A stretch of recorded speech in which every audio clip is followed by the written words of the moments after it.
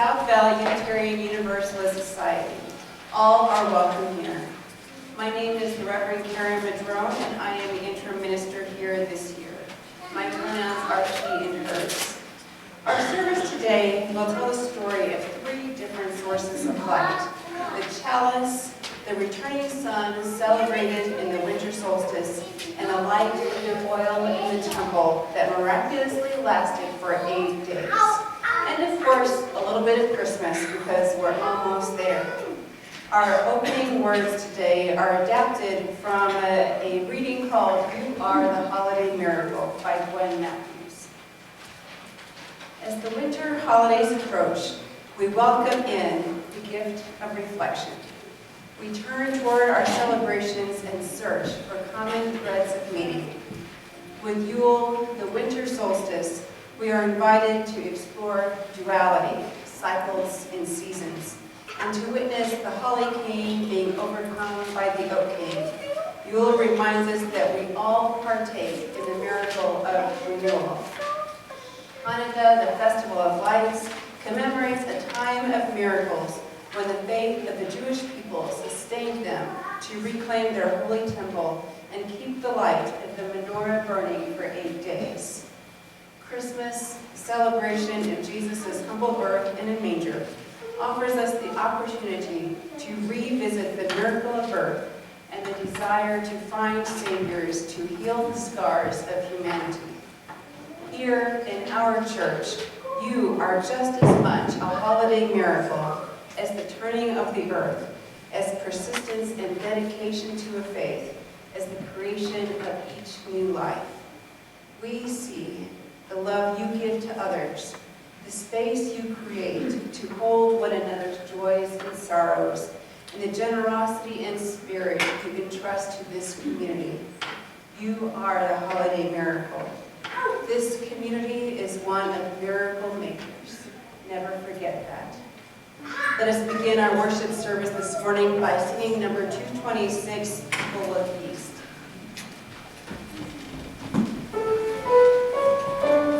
Thank you.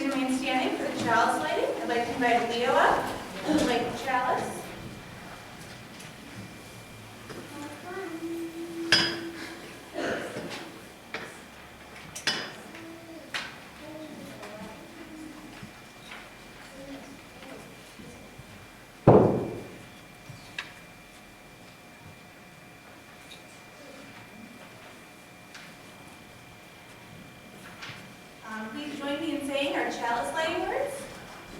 We light this chalice for the warmth of love, for the light of truth, and for the energy of action. Stop. Good morning. You may be seated. My name is Rebecca Britt. I am the acting DRE here, and I am today's lay worship leader. My pronouns are she and her. I'd like to welcome you to South Valley Unitarian Universalist Society. We are an intentionally diverse religious community. All are welcome here. We would like to extend an especially warm welcome to those of you who are visiting us for the first time. We are so glad you are here. We would like to welcome you. We are so glad you are here. We would love to get to know you. This is a caring and supportive community. In the chalice at the back of the sanctuary, there is a book to write down your joys and concerns. Please feel free to share a joy or concern there, and a member of our caring circle will follow up with you.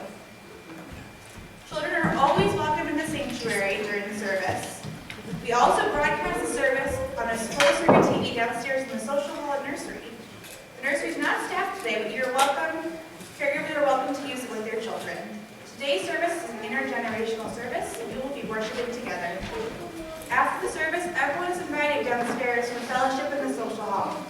While you are there, check out the Happenings Hub, where you will learn about the many activities here as part of South Valley Unitarian Society. In addition, in the order of service, there are announcements that will help you learn the ways to participate in the life of your community. I would especially like to draw your attention to the Christmas Eve service that our music director and choir can work be part of. That will be this Tuesday at 6 p.m. and all are welcome. As we'll begin, I ask you to place your devices in worship mode. We encourage you to take pictures, to post on Facebook and tweet, but do so quietly. Thank you. Now for the sharing of the warmth of our community, please turn and greet your neighbor and welcome them into worship.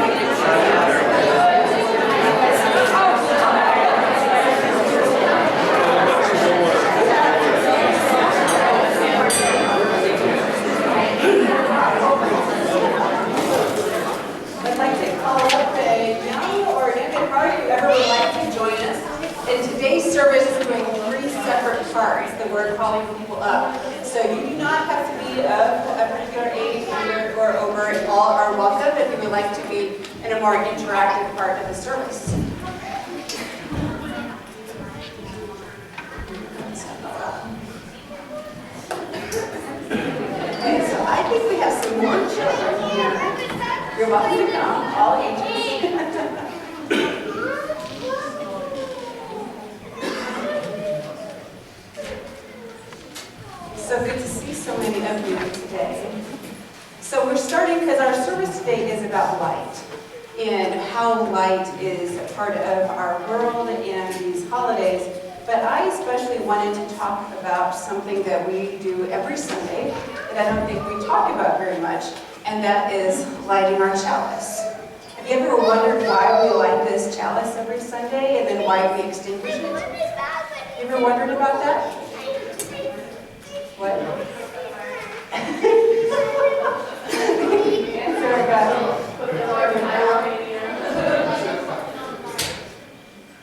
But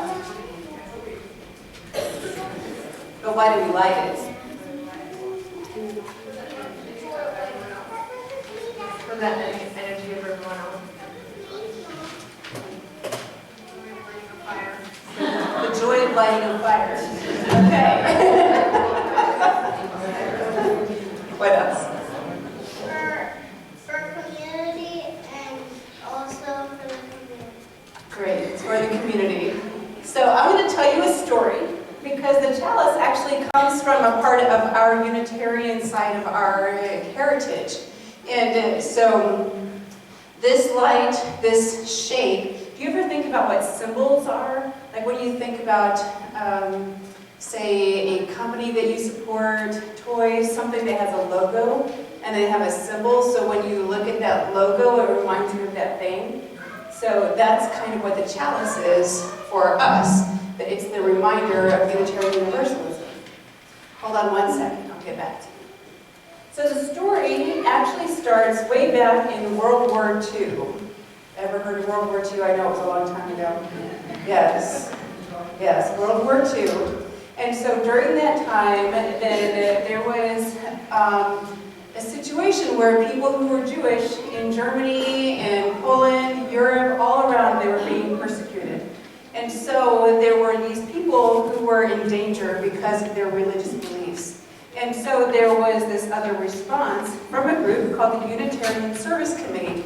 And they are the people who started this program that we've been doing of these guest at your table boxes. And I'm very thankful for all of you who brought your boxes today. If you didn't, you can still bring them. But they are the people who started this. And so the Unitarian Service Committee, they did this thing where they went to Europe and went to Germany specifically because they wanted to help rescue people who were being persecuted. But they were a very new organization. And so they needed a symbol, like something you could recognize. I bet if I named a toy company, Nintendo, what does their image look like? What is it? Or a circle with Nintendo in the middle of it. Okay. What's another thing that you know that an image for? Let's see. Unitarian Universalist would be a candle. It would be a candle, yes. Hold on. What's another image that you can think of? Eyes on He said, I love you. Yes, a heart. A heart represents I love you when we say that to people. Any other toys, like maybe McDonald's or something we see, we recognize? Look. Yeah, Target. What is their symbol? it's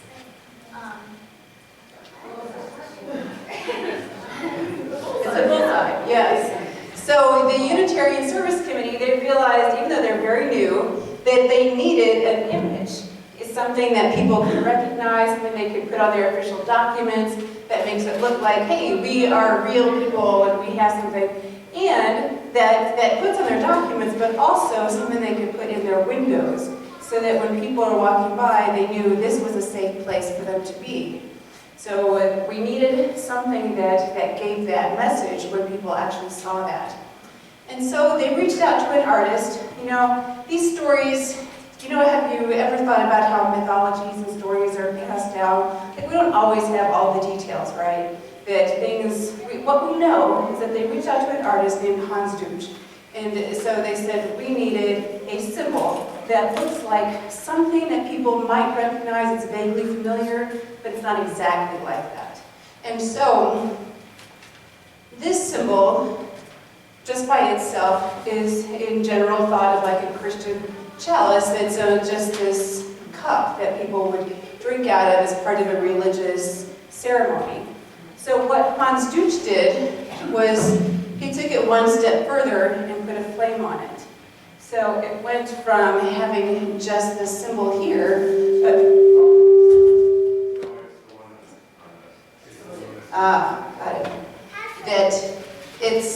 He went from just having this part to adding the flame. And the flame is what makes it the Unitarian Universalist symbol. So when they were able to put it out in their windows, then they could say, yes, this is a place of safety for everybody.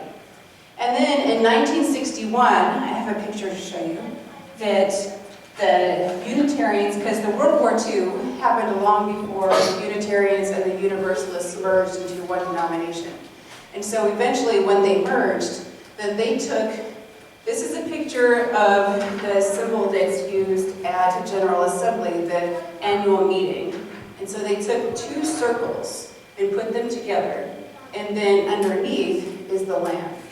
And so every year this symbol, this actual thing that I actually helped clean this past summer, that it gets passed from place to place at the new place where they are, the GA is going to be held. So I will pass this picture around and you can look at that.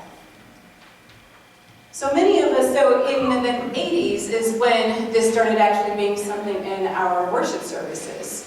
Because before, just like everything else, it was just something that people did. But eventually the youth, it was the youth who said, hey, wait, let's start using this in our service. And then the adults said, let's start using this too. And eventually it became something that we did all the time. And so now it's one of those traditional things where nobody knows exactly the details, but now we do this. But for me, what's important about it is that it harkens back to a time of being the people who stepped out and took a risk and went to another country and saved people. And so I was wondering, when I think about this story, then I think about how do we actually live our values? Because some of us have, like, I accidentally left home my chalice necklace. I'm betting some of you might have some chalice things that you wear. What are some chalice items that you might have now? A pen? Sorry. Okay, so I'm hearing a magnet, a t-shirt, a pin, oh, wine glass that has the chalice symbol on it, yes. A shirt from General Assembly. And I actually have a tattoo as well. Anybody else have a tattoo? Yes. But what are we saying when we have that, when we're showing that? To me, what's more important than saying I'm a Unitarian Universalist is saying I am somebody here who is there for other people. That I care about other people and I create a safe space for other people to live their beliefs how they want to and how it's safe for them. And so, I have a little activity we'd like to try, if you wouldn't mind. We have some symbols, because symbols make us think of things, right? What does this make you think of? The sun. I think we had an answer to this already earlier. What does this make you think of? The heart. What does it make you think of? Love. And relationships and how we take care of each other. What about these green? Trees and... Yes, and so now Unitarian Universalism is also known for our environmental work. And then, let's see, this is a little more challenging, but what about these arrows? What do you think of when you see this? Directions, like we're going forward, right? So how about if any of these symbols resonate with any of you, if you would like to come get one of these symbols and then put them up here on our board here. Would you like to do that? Come get a symbol. Something that feels like it resonates with who you are, that feels like, oh, this is me. And then you can come put them up on the board.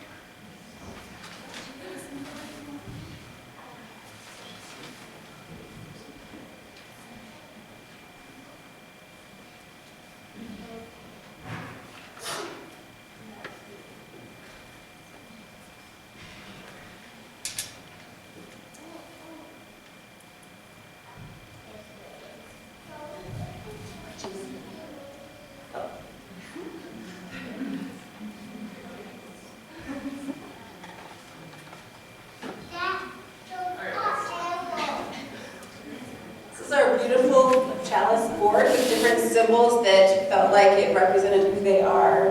So thank you for coming up, and we are going to continue our time in a few minutes after our offertory. So thank you so much, and we'll call you back in a few minutes, okay?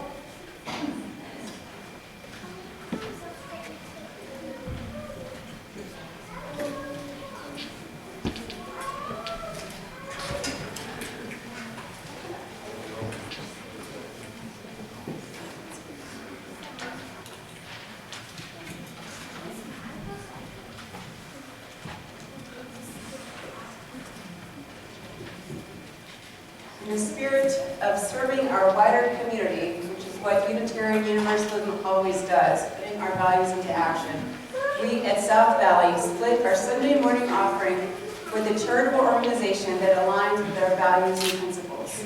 For November and December, we have chosen Candy Cane Corner, a special holiday store that provides an empowering holiday shopping experience for people and families experiencing homelessness in our community.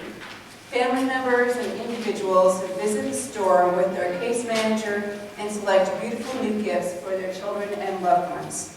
Candy Cane Corner is sponsored in partnership between the Road Home and Volunteers of America, Utah. Will you please look in your order of service and read together with everyone our words for our offering. We are this church. We are its hands, its heart, its voice. Together we share the wealth of this community and sustain it with our gifts.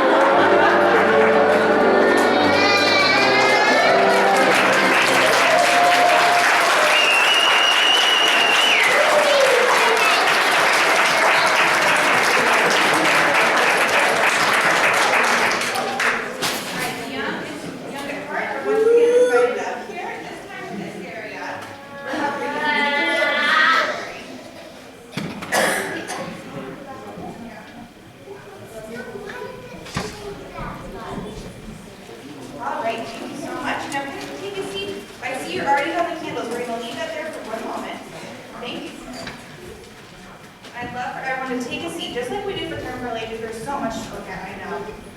I know there's so much to look at. So I am going to invite us to use our imagination a little bit. So I want to describe the space here right now. The area we are on the left side of the sanctuary, we have orange tablecloths and it's covered in electric votives and poppet lights. Behind us, the windows are covered with blue paper with stars. In the center, there's the area with the chalice. And on the right side, there's an area where someone's celebrating Hanukkah. So let's imagine we're in a building. On the first floor, there's a Unitarian Universalist church where they're talking about the chalice. And upstairs, we're in an apartment where people are celebrating the winter solstice. Who knows what the winter solstice is? Anyone? Leo, can you stand up and tell people? Winter solstice is when the sun stays at its farthest peak, you could say, on the west side of the valley, and stays in the exact same place for about 3 days. But during winter solstice, they don't know what's going on. They literally have no idea. They want the sun to come back, so they try to turn on all the lights they can and call the sun back to them. That's so much better than what I got. So let's imagine, when I was growing up, we celebrated the winter solstice just this way that Leo described. So imagine we're in an apartment, as we go and get some candle to help us light our solstice candle.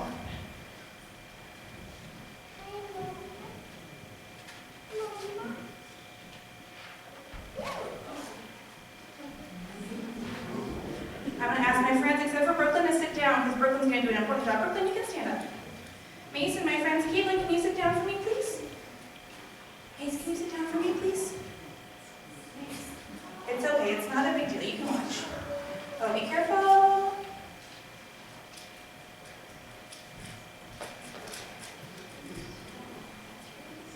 There's so much excitement here.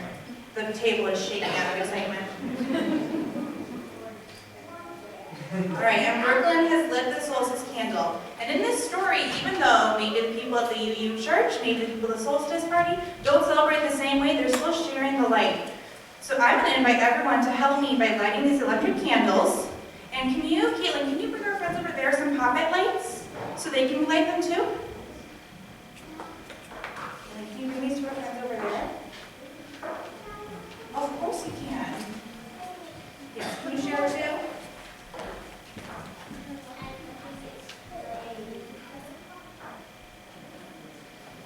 Yeah.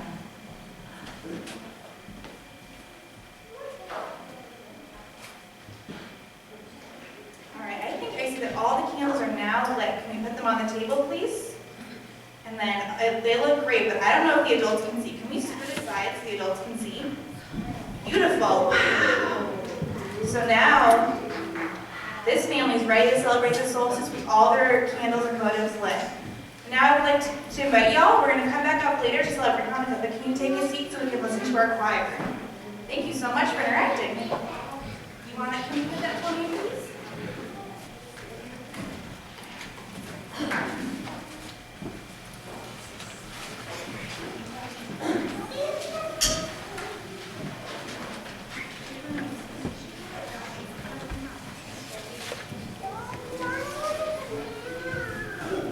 As the choir is coming up to join me, I'd just like to echo Rebecca's flag at the beginning. We've been working hard on the music for the service on Tuesday. It's going to be a really special night for the choir, and I really want it to be a special night for everyone. So hope you can make it. Believe it or not, all of the chairs that you see empty on the stage will be filled. We've got guests joining us, and we're just poised to have a really great time. So hope you can make it. This will be an excerpt from that evening, on Midnight Prayer, which was written by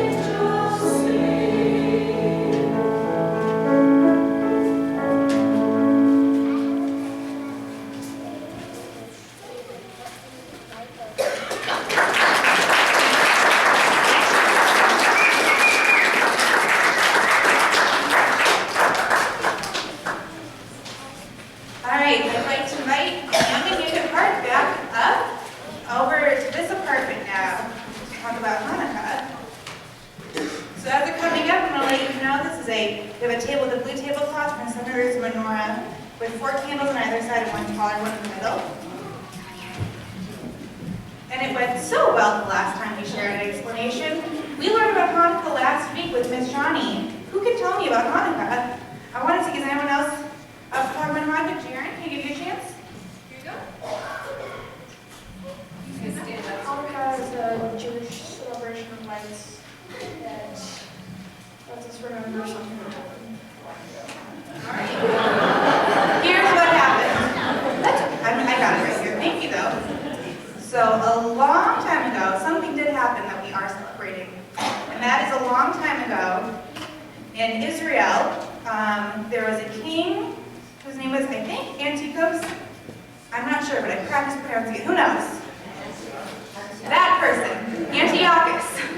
This person did not respect people's religions. He only wanted people to follow one religion and way of living. And because of that, the Jewish people weren't able to worship or live the way they wanted to. So what happened was there was a holy temple where people worshiped and read the Torah. And under his ruling, it was not respected as a sacred space. They weren't able to worship and read there, and it was damaged by people who didn't respect it. So of course this wasn't okay, and this couldn't keep going. So a brave group of people called the Maccabees went in there and they kind of took control back. And when they went in there, they discovered they didn't have enough oil to keep the menorah lit. And they were very worried about this because this was important to them. But by a miracle, the oil they had lasted 8 days.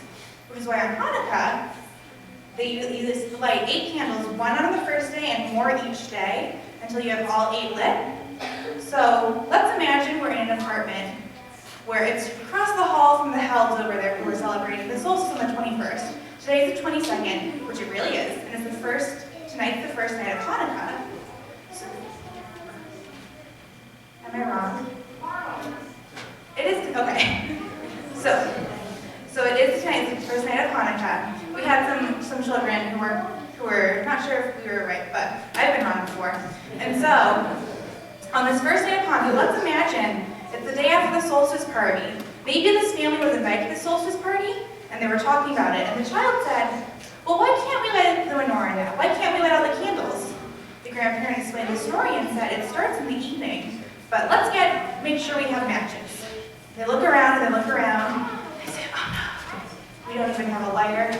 We don't have matches. How are we going to light the menorah tonight? So the grandparent said, hey, who's the one? Hey, Maddie, will you go across the hall to the house? There were all sorts of candles over there. Will you see if they can borrow a flame from them?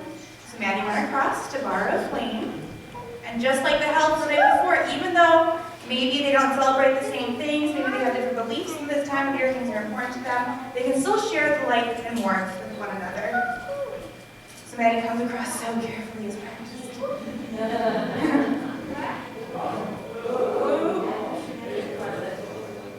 Let's see.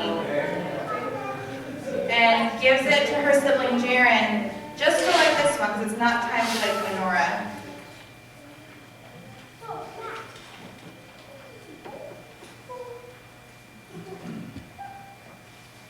It's okay, you can go to the chalice. They're always lighting something in the Unitarian Universalist church downstairs. It's okay, there's a helper candle. There's all sorts of fire in this building. Do you know what? There's lots to celebrate. This is a time of year where there's so many lights, and a lot of people celebrate with candles.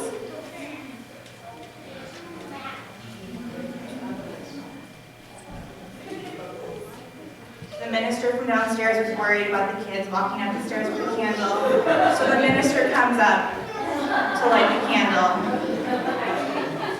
Oh.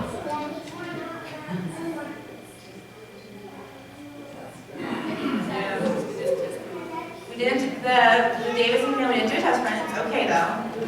Because there's still plenty of time before Hanukkah. And the great thing is, at this table, there's other sources of light we're going to talk about. So, the family will go later on during Wellspring Sundays and get the candle. Leo, it's okay. Come on back. Don't be all right. So cousin Leo goes across the street to the candle store, comes back with another candle, and once again the minister is concerned about the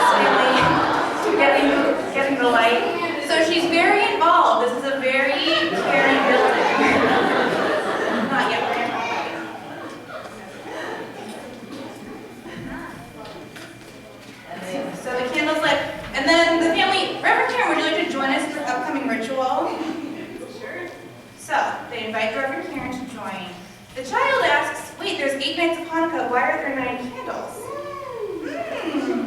The center of the shamash, it is the helper candle.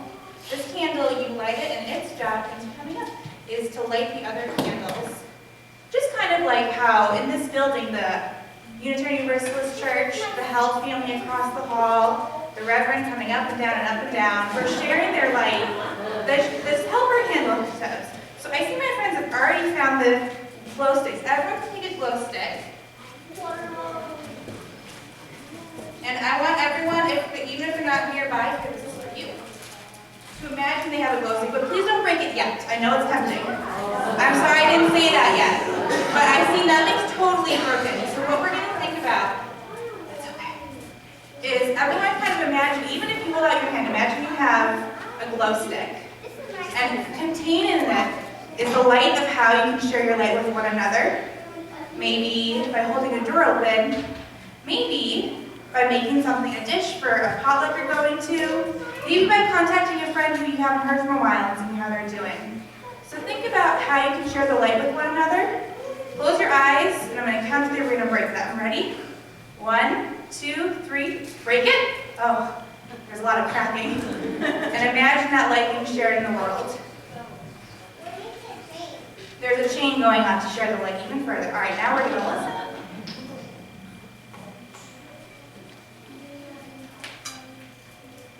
Thank you all, children, too. If you want to come out right up this way, because as soon as I finish some words, then the choir is going to come up and help us with our closing song. So if you want to come this way, away from the table.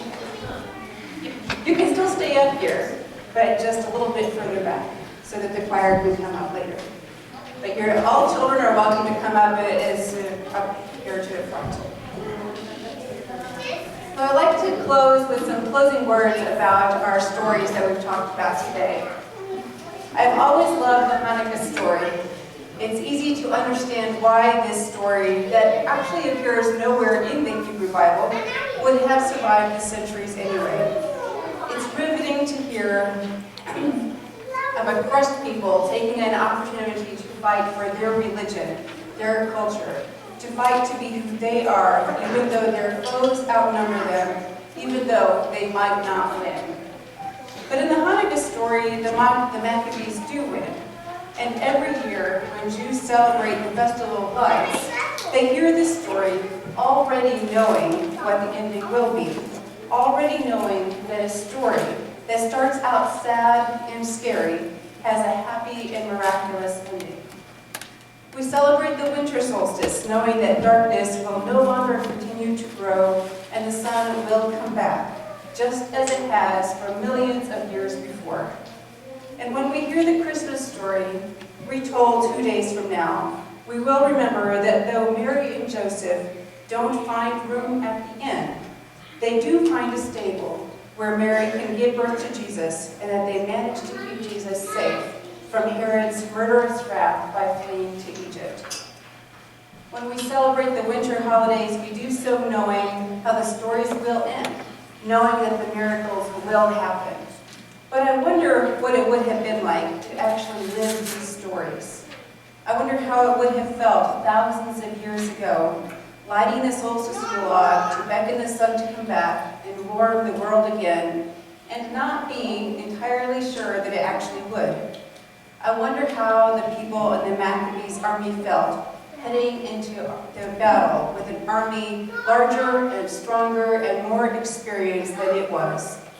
I wonder if their families were scared for them, and scared about what would happen when Antiochus got word that the Jews had taken back their temple. I wonder how scared Mary and Joseph would have felt, knowing that Herod wanted to kill their new baby, fleeing all the way to Egypt towards safety, but far away from their family and friends.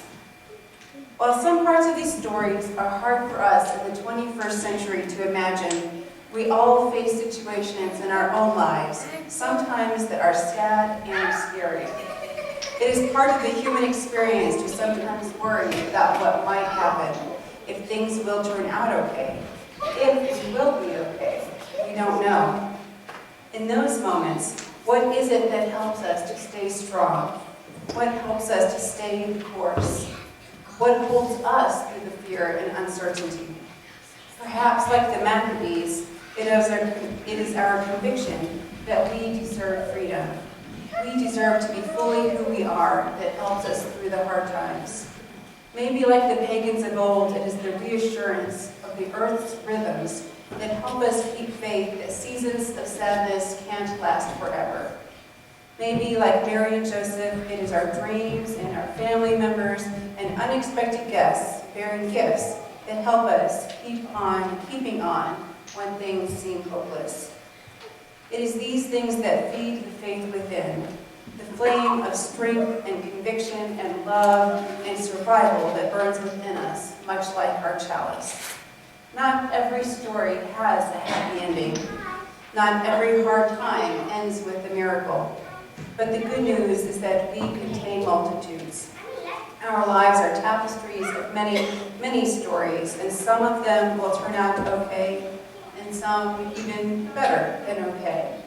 And the hope and faith and miracles of old remind us of those who have gone before and pushed through their fear, made it through, and experienced something so precious, so amazing, so worth passing on through the generations that we still celebrate it still to this day. This is truly a time of miracles and wonders for all people. May the light shine bright in our hearts, and may we bring the light into the world around us to light the way for others. Let us have our closing song. As our choir coming up together, we will all be singing number 221, Light One Candle.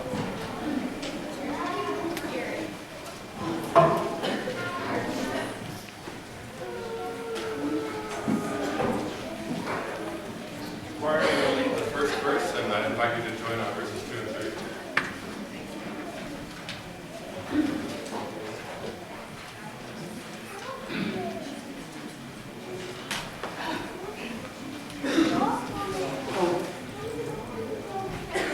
Thank you.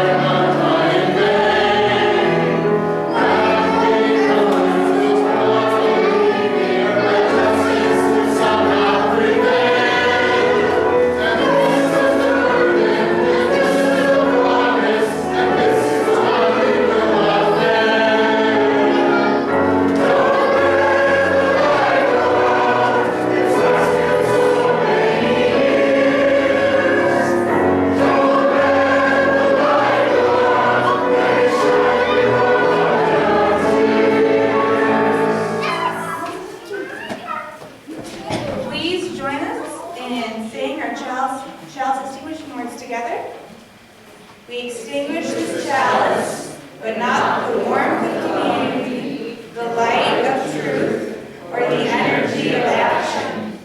We hold each other in our hearts until we meet again. As you go forward into your week and as we continue celebrating our holidays, please bring the light out into the world. Be the light you are and share it with